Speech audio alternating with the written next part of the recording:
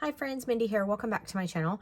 Today I'm going to be starting on another start to finish series of videos. I'm actually going to be altering a little golden book. So I did one several months ago when I was doing a By the Will for God devotional. I took a little golden book and I took it apart and I added some signatures and just did some different things. You can't really tell. I know some people will do them where you can kind of really see the page behind there. You can, if you're kind of looking, you can see a few things. Like I tried to keep the numbers as best as I could because this happened to have numbers on the pages whenever possible. But as I was working through this, obviously, you know, a lot of that got lost. And but it just made for a fun little book, and I want to create another one. I have an idea for how I want to do the spine a little bit differently than I did here. And so I have a stash of little golden books that I want to do some fun techniques and try some different things with. So I'm going to put you on fast forward, and I'm going to start this video with just disassembling this and working on the cover, and then this will be part one for this start to finish series. The first thing that I need to do here is pull my book apart. So little golden books are generally two signatures. They're stapled along the spine section, and then they have that little golden book, you know, signature tape across the edge to cover up the staples. So you kind of really just have to pull these apart. It's just the easiest way that I have found to do this. And so I'm pulling out the signatures. I may or may not use those later on. I haven't quite decided yet.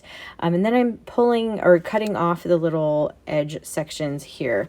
And so this will actually make my pages that I just pulled out a little bit longer than my cover. So if I do use those, I'll have to trim them down, which was no problem. But and then I realized I did not get my cuts exactly even for my front and back cover. So I'm just lining these up together. I'm going to use my ruler, my craft knife, and even those up so that my cover sections are the same size. And then I'm going to pull in one of those pieces that I cut off already. I'm going to just kind of clean it up on the edges so there's no, you know, paper hanging off or whatever. And that's actually going to be my little spine section. It's good to use it this way because you want to use something for your spine that's the same thickness and in terms of the chipboard. And so just using one of the pieces that I already cut off just makes all of that work out really easily. So I am going to make just a single signature journal out of this. And in order to attach all of these three pieces, I'm actually going to use some Tyvek. So this is actually a piece from a mailing envelope from the Postal Service. And I'm not saying go out and take them from the post office, but if you do get these kind of packages in the mail and they have that really fibrous kind of packaging, this is Tyvek, and it works really well for this process. It's kind of like a bookbinder's tape, but without having the adhesive on there. And so because of the way that I want to sew in my signatures when I get to that point, I am going to change up a little bit of the way that I do my cover. And so I'm starting off with art glitter glue here to glue this spine piece down to this Tyvek. Now, normally I would use double-sided adhesive just because it's simple and quick, but I really am trying to keep that layer of double-sided adhesive off of the spine as much as possible. So I am using it though for the other pieces of the cover because that's not going to create a problem for me. It's really just where I'm going to be sewing in the signature. And so I am just running this scrapbook.com double-sided adhesive right there along the edge, and then I will use that to adhere this to this Tyvek piece. And this is just a really flexible, good way to create an easy sort of spine on your book. You could certainly do this with just regular fabric if you wanted to. And, you know, I am not a professional bookbinder. I've just kind of adapted some ways through the years to make journals work for me. And depending on how I want to use them, to kind of decides how I'm going to actually go through some of these processes. I have used things like heat and bond for fabric and done different things and kind of created a faux book cloth. And there's a lot of different ways that you can do it. So I don't typically show the very traditional bookbinding method. So if you're wanting that, I'm sorry. I guess I could do that in a video, but this is just a quick and easy way kind of to get the same result that I want here. And so now I'm just gluing this Tyvek around toward the middle using the art glitter glue. And then I'm going to run a bead of this along that Tyvek edge where I don't have any of that double-sided adhesive, just mostly for peace of mind. It's not necessary because it's all going to get covered up with fabric, but it just makes me feel better when everything is glued down really well. So that's why I'm doing that, but really not even necessary. But again, you could do this whole process very traditionally with like a white PVA, and I'm just not going to do that because there's, you know, just some other ways that you can do it that I think work just as well. Sometimes white PVAs, depending on the fabric, if you don't have actually like book cloth, it can leak through, it can seep through the fabric and stain it. And so that's why I'll tend to use double-sided adhesive. In this case, I am going to use double-sided adhesive, but I first need to deal with the fact that this book is very bright. And so I held the fabric over that, and you could actually see the cover kind of through it, mostly in like the white areas of the fabric, but I don't want that. So there's a couple different ways I've done this in the past where I have covered this section in like some really thin packaging paper or some, you know, white or craft paper. And but that's just going to add another layer that I'm going to have to sew through, which I just am not really wanting. So I decided to just go through here, and I'm going to add a couple coats of gesso to this cover just to dull down the image. I don't need it to be perfectly white. It's not going to impact it one way or the other.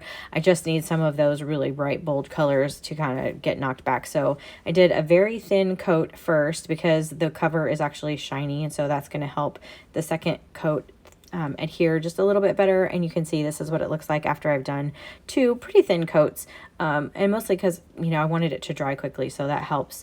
And because it's chipboard, you don't want it to get too wet because then it can warp and all those kinds of things. So just a couple thin layers of gesso. And this is this beautiful fabric that I want to make a journal out of. I saw it at Hobby Lobby, and I just really wanted to make a journal out of it. I think it's so cute. And so I'm just trimming this down. I'm actually just tearing the fabric. I bought a fat quarter of this. It was just hanging on a little end cap at Hobby Lobby, and I thought it was so cute. So I thought it would make a really cute cover. So I'm starting off here now adding the scrapbook.com double-sided adhesive, and I'm sorry that you can't see me, I'm off camera here, just to the cover like I do so many other covers. But when I get to this spine section, again, I don't want this double-sided adhesive on my spine. And so I'm going to work kind of right up to the spine. Now, like I said, ordinarily, like you could go through here and use Lineco or another kind of PVA and actually cover the whole thing in there in a liquid adhesive and do it that way. But I just went ahead with the double-sided adhesive because it's nice and quick, and I'm not going to have to worry about it seeping through my fabric without having to turn my fabric into book cloth. So that was kind of my idea. So I'm going to start with pulling the backer off, the release paper off of these sections. I'm going to do the two sections that are closest to the spine. I'm going to pull those off completely. And then the other two sections, I'm going to just pull them back and fold them down. This way, it'll kind of give me little flags that I can use before I actually set it down onto my fabric to make sure that I kind of get it straight. But for that spine section, I want to have some adhesive there. And so I'm actually going to use Lineco here. This is just a white PVA glue. But anytime you're using a PVA glue and fabric, you want to make sure that you go through and you brush it on. And so I have just an old paintbrush here. I'm just making this nice and smooth. This is one of the ways that will help you so that you don't end up with like lumps or clumps, or, you know, it helps prevent the seepage that can happen with fabrics when you're using a liquid glue. So if you just cover the whole thing, you get really good coverage that way. And so I just kind of used those release papers to kind of guide my cover where I wanted it on my fabric, and then I'm going to push everything down. I'm just going to go over the spine section and trying to make sure that it's not, you know, the glue wasn't seeping through. And then just kind of, I'll burnish this down even with a bone folder just to make sure I have really good adhesive there with the double-sided adhesive. So now I need to wrap the corners. Now, I started out wrapping this one like I would do traditionally, where I kind of make that sort of V cut at the corner. And then on the other corners, I decided not to do that. And I regretted it the whole time I was doing this. It just takes some of the bulk out whenever you make that little V cut. You can see in the bottom right-hand corner. So highly recommend you just do it that way. I should have, I don't know why I didn't. I just was trying to do it the easy way, I guess. So anyway, I covered, around this entire edge with that scrapbook.com adhesive. This is like, I want to say it's 3/4 of an inch or something like that.